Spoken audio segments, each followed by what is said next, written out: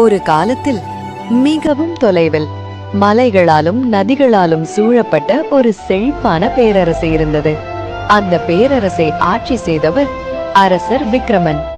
அவர் ஒரு வீரராஜா மட்டுமல்ல, மக்களை தனது குடும்பமாக நேசித்த கருணையுள்ள அரசர். அவரது அரண்மனை பொற்கம்பங்கள், வெள்ளி விளக்குகள் மற்றும் மணி மண்டபங்களால் நிரம்பியிருந்தது. அந்த அரண்மனையின் இதயம் யார் தெரியுமா? அரசி அணிக்கின்ற காதலிசை. அவள் அழகில் மட்டுமல்ல, மனதில் கூட ஒரு தேவதை போல இருந்தாள். அரசரும் அரசியும் ஒருவரையொருவர் மிகவும் ஆழமாக நேசித்தார்கள். அவர்களின் வாழ்க்கை ஒரு கனவு போல இருந்தது. ஆனால் ஒரு நாள் அந்த மகிழ்ச்சியான அரண்மனையில் ஒரு இருள் விழுந்தது. அரசி திடீரென்று நோயுற்றாள். மருத்துவர்கள் வந்தார்கள், மருந்துகள் கொடுக்கப்பட்டன. ஆனால் விதி வேறொரு முடிவை எடுத்திருந்தது. ஒரு மாலை நேரத்தில் அரசி தனது கடைசி மூச்சை விட்டாள். அந்த செய்தி கேட்டு அரசர் விக்ரமன் முற்றிலும் உடைந்து போனார். அவர் கண்ணீர் நிற்கவே இல்லை. அரண்மனையில் இருந்த மகிழ்ச்சி ஒரே நாளில் மௌனமாக மாறியது. அவர் யாரிடமும் பேசவில்லை, உணவையே சாப்பிடவில்லை. அவள் இல்லாமல் நான் எப்படி வாழ்வேன் என்று தனக்குத்தானே கேட்டுக்கொண்டிருந்தார். ஒரு நாள் அவர் ஒரு முடிவெடுத்தார். தனது அறைக்குள் சென்று கதவை பூட்டிக் கொண்டார். ஒரு நாள், 2 நாள், 3 நாள், 8 நாட்கள் அவர் வெளியே வரவே இல்லை. அமைச்சர்கள் கவலைப்பட்டனர், மக்கள் பதட்டமடைந்தனர். நம்ம அரசருக்கு என்ன ஆகும்? அரண்மனை முழுவதும் சோகமான அமைதி.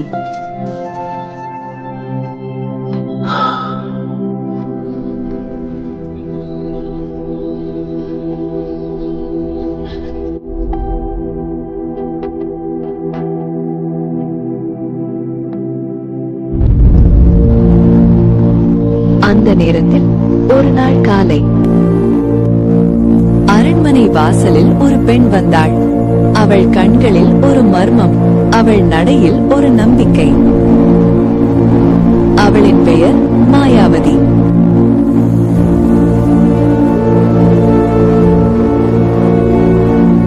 அவள் மெதுவாக காவலர்களிடம் சொன்னாள், நான் அரசரை பார்க்க வேண்டும். அவளின் வஞ்சக வார்த்தைகள் அவளை அரசரிடம் அழைத்து சென்றார்கள். அரசர் இன்னும் துயரத்தில் மூழ்கியபடி இருந்தார். மாயாவதி மெதுவாக அருகில் வந்து, அரசே, நான் உங்கள் வலியை புரிந்து கொள்கிறேன் என்றாள். அவர் முதலில் எதுவும் பேசவில்லை.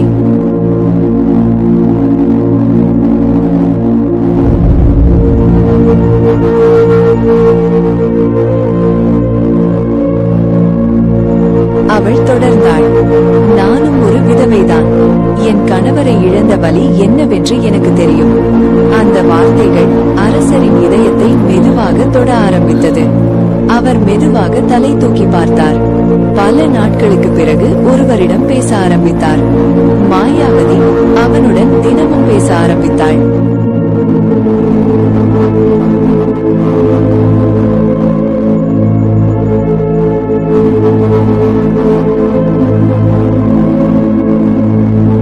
ஆறுதல் கூறினாள், நம்பிக்கை கொடுத்தாள்.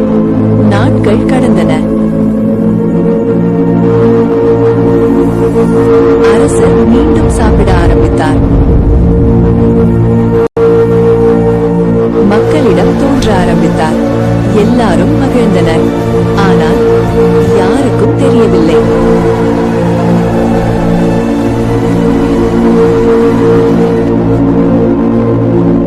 அரசர் மெதுவாக மாயாவதியின் வலையில் சிக்கிக் கொண்டார். ஒரு நாள் அரசர் ஒரு பெரிய முடிவெடுத்தார். நான் மாயாவதியை மணக்கிறேன். அரண்மனை அதிர்ந்தது. ஆனால் யாராலும் எதிர்க்க முடியவில்லை. அந்த நாளிலிருந்து மாயாவதி அந்த நாட்டின் புதிய அரசியானாள். அந்த அரண்மனையில் இன்னொரு ஒளி இருந்தது. அரசர் விக்ரமனின் மகள் நிலா. அவள் காலை சூரியனைப் போல பிரகாசமானவள்.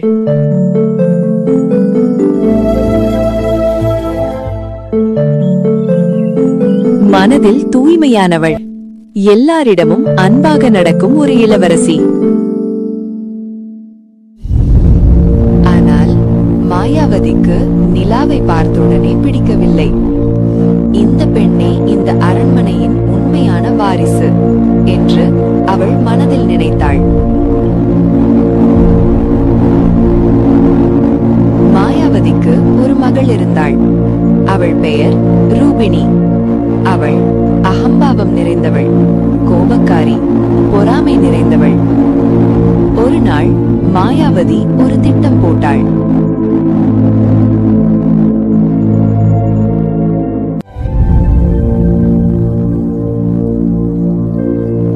நிலாவின் பட்டு ஆடைகளை மறைத்தாள். அவளது நகைகளை எடுத்துக்கொண்டாள்.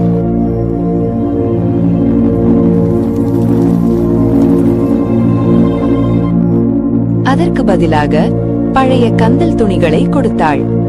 இனி நீ ஒரு வேலைக்காரி என்றாள். அழுகை மற்றும் அமைதி. நிலா எதுவும் பேசவில்லை. அவள் அமைதியாக அந்த துணிகளை அணிந்தாள்.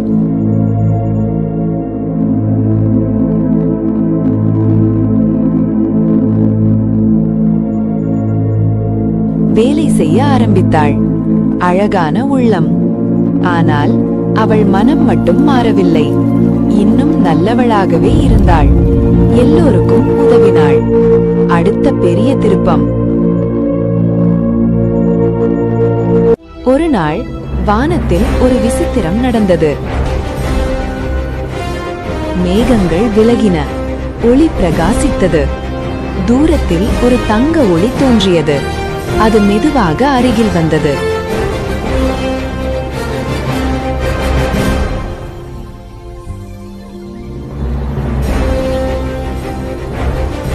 இறகைகள் கொண்ட பச்சை தவளைகள் இழுக்கும் ஒரு பிரம்மாண்டமான தங்க வண்டி.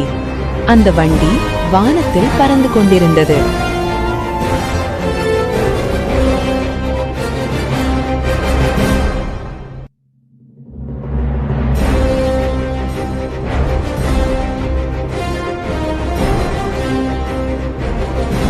அதை பார்த்த மக்கள் அதிர்ச்சியில் உறைந்தனர். இளவரசன் ஆதித்யாவின் வருகை.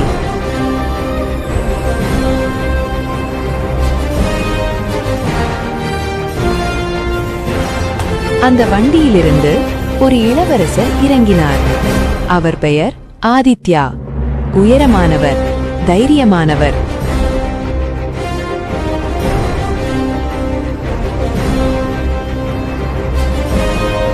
கண்களில் ஒரு ஞானம்.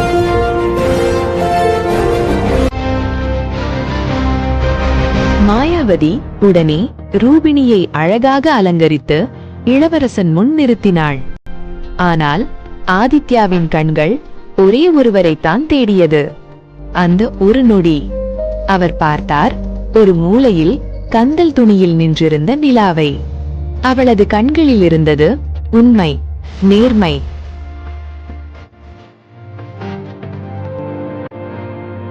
ஒரு அமைதியான ஒளி. அந்த ஒரு நொடியிலேயே இளவரசன் முடிவு செய்துவிட்டான். நான் மணப்பது அவளையே.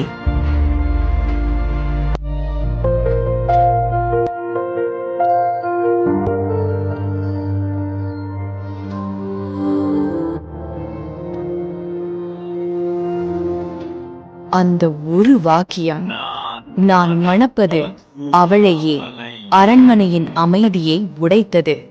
மாயாவதியின் முகம் ஒரு நொடியில் மாறிவிட்டது. அவள் சிரித்தாள்.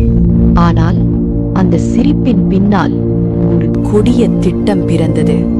சரி இளவரசே, நீங்கள் சொல்வது போலவே நடக்கும் என்று அவள் அமைதியாக கூறினாள். ஆனால் அவள் மனதில் நிலா ஒரு உன் வாழ்க்கையில் வரமாட்டாள் என்று தீர்மானித்து விட்டாள். அந்த இரவு இளவரசன் ஆதித்யா அரண்மனை தோட்டத்திற்கு சென்றார். அங்கு நிலா மெதுவாக வந்தாள். அந்த இரவு நிலாவின் முகத்தில் பயமும் நம்பிக்கையும் கலந்திருந்தது. இளவரசே, இது சரியா இருக்குமா? அவள் மெதுவாக கேட்டாள். நிலா, உன் கண்களில் நான் உண்மையை பார்த்தேன். நான் உன்னை இந்த இடத்திலிருந்து அழைத்துச் செல்வேன். அவள் கண்களில் கண்ணீர், ஆனால் அந்த கண்ணீரில் ஒரு நம்பிக்கை ஒளி. நாம் இன்று நள்ளிரவில் இந்த ஜன்னல் அருகே சந்திப்போம். நான் உன்னை என்னுடன் அழைத்துச் செல்வேன். நிலா மெதுவாக தலையசைத்தாள். அவளின் இதயம் வேகமாக துடித்தது. ஆனால் இந்த முழு உரையாடலும் இருளில் யாரோ கேட்டுக்கொண்டிருந்தார். அது யாரு? மாயாவதி. அப்படியா? நீங்கள் இருவரும் ஓடப் போகிறீர்களா? அவள் கண்களில் ஒரு தீப்பொறி. இப்போதான் என் விளையாட்டு ஆரம்பம். அந்த இரவு, நள்ளிரவு நெருங்கியது. காற்று மெதுவாக வீசியது. நிலா ஜன்னல் அருகே காத்திருந்தாள். அதே நேரத்தில் மாயாவதி தனது அறையில் ஒரு இருண்ட மந்திரத்தை தயாரித்தாள். அவள் ஒரு மந்திர கோலை எடுத்தாள். சில மர்ம வார்த்தைகளை உச்சரித்தாள். நிலாவின் குரல் இனி ரூபிணிக்கே. ஒரு மின்னல் போல அந்த மந்திரம் வேலை செய்தது. இருளில் நடந்த ஏமாற்றம், நள்ளிரவு, அனைத்தும் அமைதி. இளவரசன் ஜன்னல் அருகே வந்தான். நிலா, அவன் மெதுவாக அழைத்தான். அங்கு வந்தது ரூபிணி. ஆனால் அவளது குரல் நிலாவின் குரல் போலவே இருந்தது. நான் தான். இளவரசன் சந்தேகப்படவில்லை. இருள், குரல் அவனை ஏமாற்றிவிட்டது. இளவரசன் தனது கையில் இருந்த ஒரு அழகான வைர மோதிரத்தை எடுத்தான். இது என் காதலின் அடையாளம். நான் உன்னை ஒருபோதும் விடமாட்டேன். அவன் அந்த மோதிரத்தை ரூபிணியின் கையில் அணிவித்தான். அந்த நொடியில் உண்மையான காதல் ஒரு வஞ்சகத்தில் சிக்கிக் கொண்டது. மறுநாள் காலை நிலா அந்த செய்தியை கேட்டாள். இளவரசர் ரூபிணிக்கு மோதிரம் கொடுத்தார். அவள் இதயம் உடைந்து போனது. இது எப்படி சாத்தியம்? அவள் ஓடிப்போய் ரூபிணியின் கையில் அந்த மோதிரத்தை பார்த்தாள். அவள் கண்களில் கண்ணீர் வழிந்தது. அந்த நேரத்தில் மாயாவதி சிரித்தாள். பார்த்தாயா நிலா, இளவரசர் யாரை தேர்ந்தெடுத்தார்? இது அவளுக்கான திருமண பரிசு. அவள் வார்த்தைகள் நிலாவின் இதயத்தை குத்தின. அதோடு முடிந்துவிடவில்லை. மாயாவதி நிலாலை பிடித்து ஒரு உயரமான வெள்ளி நிற கோபுரத்திற்குள் அடைத்தாள். அந்த கோபுரம் மிகவும் உயரமானது, யாராலும் ஏற முடியாதது. இனி நீ இங்கேயே உன் வாழ்க்கை முழுவதும். நிலா அந்த ஜன்னல் அருகே நின்று வானத்தை பார்த்தாள். இளவரசே, நீங்கள் என்னை ஏன் விட்டுச் சென்றீர்கள்? இன்னொரு பக்கம் இளவரசன் உண்மையை அறிந்தான். நான் ஏமாற்றப்பட்டு விட்டேன். அவன் கோபம் உச்சத்திற்கு போனது. நான் ரூபிணியை மணக்க மாட்டேன். அந்த வார்த்தை மாயாவதியை கோபத்தில் எரிய வைத்தது. அப்படியா? அவள் தனது மந்திர கோலை எடுத்தாள். ஒரு மின்னல் சத்தம். நிலாதான் வேண்டுமென்றால் நீ 7 ஆண்டுகள் ஒரு நீல பறவையாக அலைவாய். அந்த நொடியில் இளவரசன் ஒரு அழகான நீல பறவையாக மாறினான். அவன் தனது கைகளை பார்த்தான். அவை இறகைகளாக மாறிவிட்டன. இல்லை, அவன் வானத்தில் பறந்தான். சுதந்திரம் இருந்தது, ஆனால் அவன் மனம் சிறையில் இருந்தது. அந்த இரவு ஒரு நீல பறவை ஒரு கோபுர ஜன்னல் அருகே வந்து நின்றது. உள்ளே நிலா கண்ணீர் விட்டு கொண்டிருந்தாள். வெளியே அவன் மெதுவாக அழைத்தான். நிலா. அந்த இரவு கோபுரத்தின் ஜன்னல் அருகே நிலா தனியாக நின்று கொண்டிருந்தாள். அவள் கண்களில் கண்ணீர், இதயத்தில் முடிவில்லா துயரம். இளவரசே, நீங்கள் எங்கே?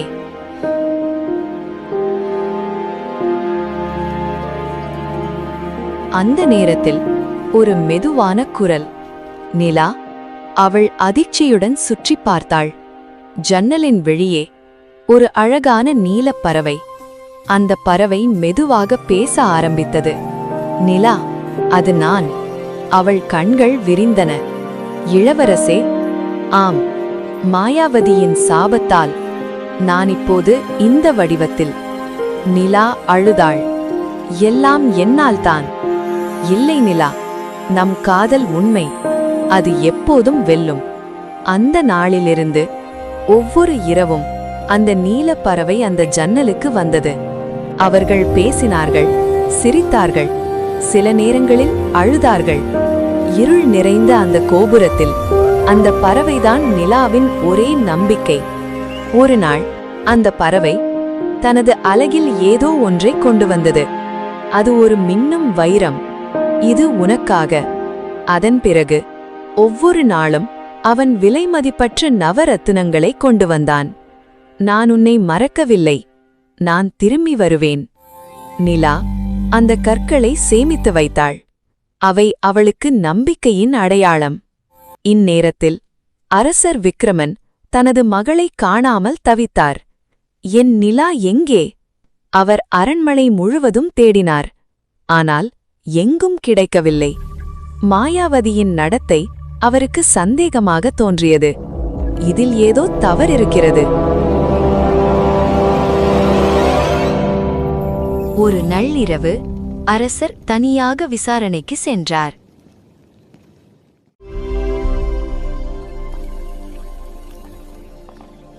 அவர் அந்த கோபுரத்தை அடைந்தார். அப்போது மேலிருந்து ஒரு குரல், நிலா, நான் உன்னை விடமாட்டேன், இளவரசே. அந்த குரல் மனித குரல். ஆனால் அது ஒரு பறவையிடமிருந்து வந்தது. அரசர் அதிர்ச்சியடைந்தார்.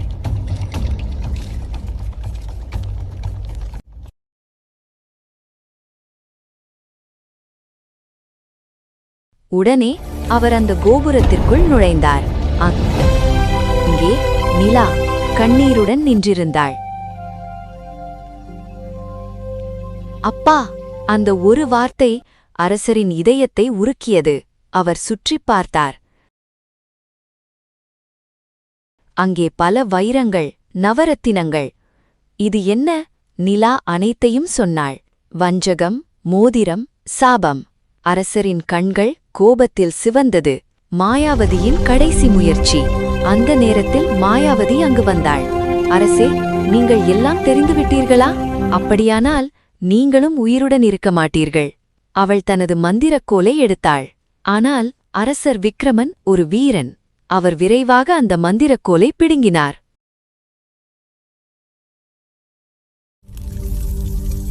இதுதான் உன் சக்தியா? அவர் அந்த கோலை தரையில் பலமாக அடித்தார். கிராஷ்! மந்திரம் திரும்பும் தருணம். அந்த நொடியில் எல்லா மந்திரங்களும் திரும்ப ஆரம்பித்தது. மாயாவதி, ரூபினி அவர்கள் கத்தினார்கள். இல்லை, ஒரு கரும் புகை. அவர்கள் இருவரும் கரிய காகங்களாக மாறினார்கள். அவர்கள் பறந்து அந்த அரண்மனையை விட்டு ஓடிவிட்டார்கள். அந்த நொடியில் நீலப்பறவை ஒளி வீச ஆரம்பித்தது. மெதுவாக அது மாற ஆரம்பித்தது. மீண்டும் இளவரசன் ஆதித்யா ஆனார். நிலா ஓடி வந்து அவரை கட்டிப்பிடித்தாள். இளவரசே! அரசர் தனது மகளை அணைத்தார். மன்னித்துவிடு, நான் உண்மையை பார்க்கவில்லை. சில நாட்களுக்கு பிறகு அரண்மனை மீண்டும் மகிழ்ச்சியால் நிரம்பியது. நிலாவும் ஆதித்யாவும் திருமணம் செய்து கொண்டனர். அந்த நாள் அந்த அதிசயமான தங்க வண்டி மீண்டும் வானத்தில் தோன்றியது. பச்சை ஈரகை தவளைகள் அதை இழுத்துச் சென்றன. நிலா அந்த வண்டியில் ஏறினாள். அவள் தனது தந்தையை பார்த்தாள். அப்பா, நான் விரைவில் திரும்பி வருவேன். அந்த வண்டி மேகங்களுக்கு மேலே பறந்தது. அவர்கள் என்றென்றும் மகிழ்ச்சியாக வாழ்ந்தார்கள். உண்மையான அன்பு எப்போதும் வெல்லும். வஞ்சகம் எப்போதும் தோற்கும். இதுதான் நிலா மற்றும் ஆதித்யாவின் கதை. இந்த கதைகள் பிடித்திருந்தால் சப்ஸ்கிரைப் செய்து தொடர்ந்து பாருங்கள். இன்னும் ரொம்ப எக்ஸைட்டிங் கதைகள் வரும். அடுத்த கதையில் சந்திப்போம். என்னங்க, எங்க கதையை மிஸ் பண்ணிட்டீங்களா? அலிபாபா திருடல் கதை பார்க்கலையா? அப்படின்னா இப்போவே பார்க்க வாங்க. கிளிக் பண்ணி எங்களோட பயணத்துக்கு வாருங்கள்.